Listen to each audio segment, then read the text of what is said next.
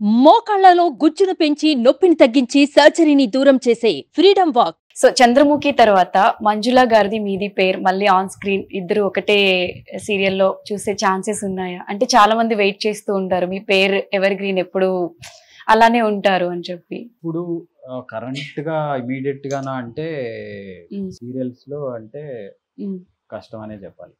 కష్టం అని చెప్పాలి. అంటే మీ షెడ్యూల్ ఆవిడ షెడ్యూల్ బిజీ అని కాదు, కానీ తను ఏంటంటే she mood on to the next category. Okay, heroine గా చేయట్లేదు కదా తను. సో తన నెక్స్ట్ లెవెల్ క్యారెక్టర్స్ కి వెళ్ళింది. సో అందుకని ఆ మ్యాచింగ్ మిస్ మ్యాచ్ అనేది ఉంటుంది. హీరోయిన్స్ ఇప్పుడున్న టైంలో హీరోయిన్స్ లైఫ్ స్పాన్ అనేది తగ్గిపోయింది.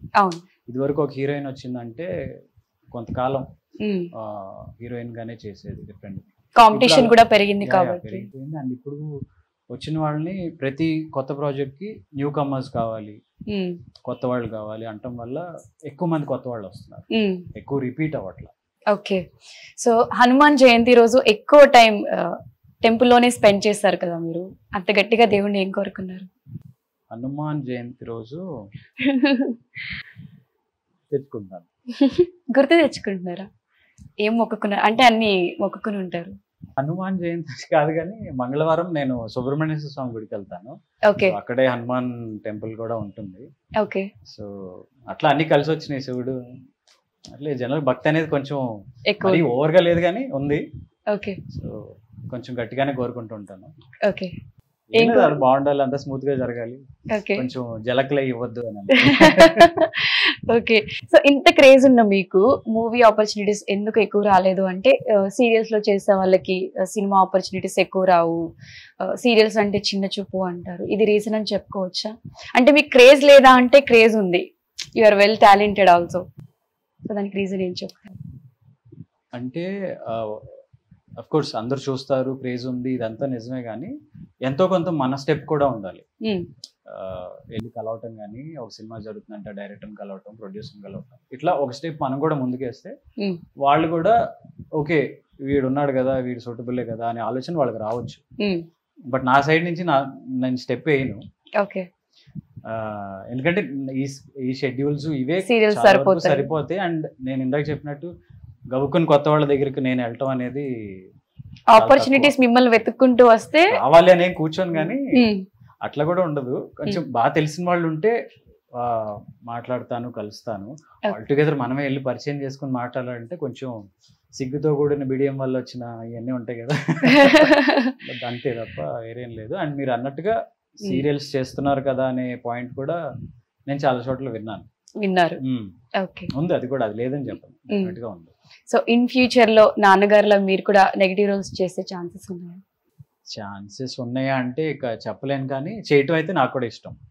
చేయడం ఇష్టం అంటే టీవీలో అయితే చేయను, చేస్తే సినిమాల్లో చేస్తే. టీవీలో యాక్సెప్ట్ చేయరని నా బలమైన ఫీలింగ్. ఓకే, ఎందుకంటే వాళ్ళు ఒక ఇంట్లో మనిషిలాగా, సొంత కొడుకులాగా ఈ ఇమేజ్ లో చూస్తారు. సో గౌకు నేను ఏదైనా నెగిటివ్ లేదా ఇంకోలాగా ప్లే చేసి సాడిస్ట్ గానే ప్లే చేశానంటే అంత త్వరగా యాక్సెప్ట్ చేయరు, ఎత్తుక్కుంటూ వచ్చి కొడతారు. So clarity. ఇది పొలిటికల్ టైం కాబట్టి నిరుపమ్ గారు ఏ పార్టీకి సపోర్ట్ చేస్తారు? Weekend party. పొలిటికల్ స్టాండ్స్ ఏం లేవండి. ఓకే, అసలు ఏ కాంట్రవర్సీ లేకుండా. అంటే ఫేవరెట్ పొలిటీషియన్ అలా ఉంటారు కదా, మీకు అలా ఎవరు లేరా? ఉన్నారు కానీ అంటే అంటే ప్రతి వాళ్ళల్లో ఒక పాజిటివ్ నెగిటివ్ చాలా ఉంటాయి. సో ఎప్పుడు జెన్యూన్ వీళ్ళు సేవ కోసమే పుట్టిన వాళ్ళు అని చెప్పడానికి లేదు. ఎవరి నెగిటివ్స్ వాళ్ళకు ఉన్నాయి.